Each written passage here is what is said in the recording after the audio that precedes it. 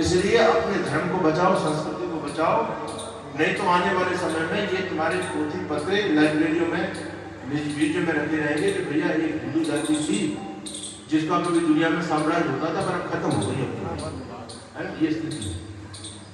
तुम्हारे शास्त्रों पर धूल अड़ेगी यदि इन शास्त्रों को खोल के नहीं पढ़ा और इनके अनुसार समाज में प्रचार प्रसार नहीं किया तो स्थिति खराब होगी। इसलिए अपने धर्म से प्रेम करो, अपनी संस्कृति को जीवन में स्थान दो, अपने बच्चों के सिर पर चोटी रखवाओ,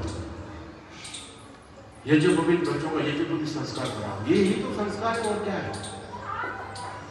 तो ये चोटी यज्ञोपवीत ये हमारे सनातन धर्म का प्रतीक है, ये हमारी शान है, ये हमारा स्वाभिमान है, इसको कभी मत छोड़ना। और यज्ञ तो तभी पूरा होता है यजमान का जब वो यज्ञ को भी धारण कर लेता है, तभी उसको पुण्य मिलता है यज्ञ करने का।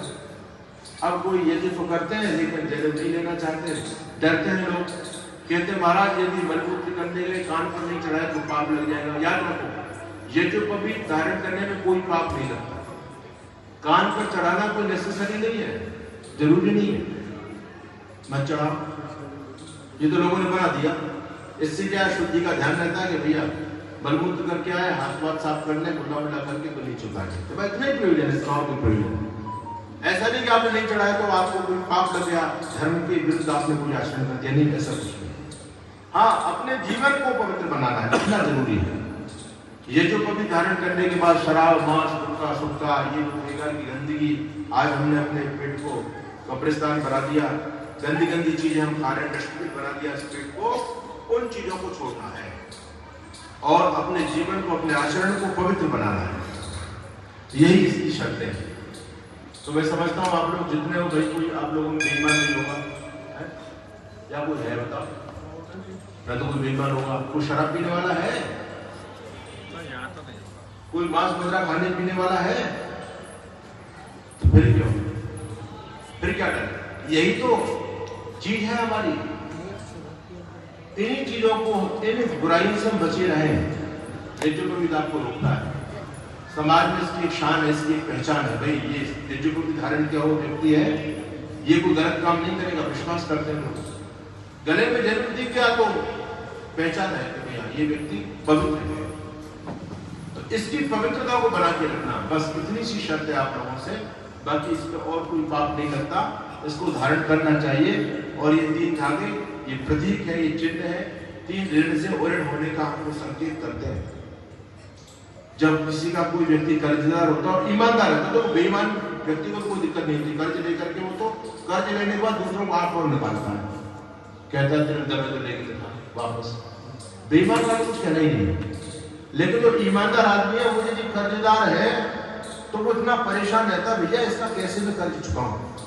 ऐसे 3-4 लोग हमारे जीवन में आए, चाहे वो बहुत गरीब थे, लेकिन जब मिलते थे बोले महाराज आपसे कुछ हमने वो ले लिया सहयोग, अभी चुकाना है, मरने से पहले चुकाना है, नहीं तो फिर गधा घोड़ा बन करके फिर माल ढोना पड़ेगा और फिर चुकाना पड़ेगा।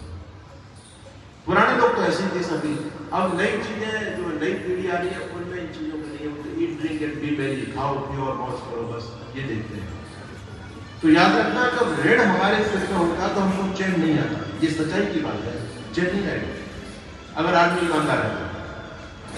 तो ऋणी होना कोई अच्छी बात नहीं है। तो ऋण है तो उस ऋण को चुकाइए। ऋषि ऋण है, ऋषियों का कर्जा है हमारे, और ऋषियों के चलते वैदिक विद्या, वैदिक परंपरा, संस्कृति आज भी जिंदा है। इस वैदिक संस्कृति के लिए आप क्या कर रहे हैं सोचिए। पितृ माता पिता ने बड़ी मेहनत करके, बड़े कष्ट उठाकर के हमारा लालन पालन किया, हम उनकी सेवा के लिए क्या कर रहे हैं जरा सोचिए। और तीसरा देव ऋण, देवताओं की बड़ी कृपा है। ये देवता नहीं होते तो जीवन भी संभव नहीं था। जल ना हो, वायु ना हो, सूर्य ना हो, अग्नि ना हो, तो जीवन कैसे चलेगा बताओ। तो हम इनको उपयोग तो कर रहे हैं इनका जीवन में, लेकिन इनको अपवित्र कर रहे हैं, इनको कभी शुद्ध नहीं करते। तो ये अगर वायु अशुद्ध हो जाए पूरी धरती की तो आदमी बचेंगे बताओ, मर जाएंगे। तो वायु को हम अशुद्ध ही करते चले जा रहे हैं, कभी शुद्ध नहीं करते। तो इसको शुद्ध करने का तरीका देवीय है। जल को शुद्ध करने का तरीका देवीय है। हम अपने जीवन और संसाधनों से इन 5 तत्वों को गंदा ही करते हैं। इनकी शुद्धि का एकमात्र उपाय देवयज्ञ शास्त्रों में बताया है। तो देवयज्ञ से वर्ण होना चाहते हो तो यज्ञ आदि करो। याद रखो, यज्ञ को भी धारण करो। मैं देख रहा हूँ ये सामने कट का पेड़ है। हिंदुओं की स्थिति ऐसी बड़ी विचित्र हो गई है आज। एक जगह मैं गया, यहाँ पर भी मैं देख रहा हूँ, यहाँ पर यज्ञ को भी इसको पहना दिया है। खुद नहीं पहनता, नहीं हमारा हमने पहना, आप पीपल को पहना। लंगोट भी हमने देखे, पीपल के पेड़ की टेहनी पर लंगोट लगे पड़े, सैकड़ों लंगोट लग रहे। और पूरी पिंडी को यज्ञ को से ढक दिया लोगों। एक व्यक्ति ने कहा, महाराज जी क्या मामला? शिष्य ने हमसे कहा, गुरु जी ये क्या है?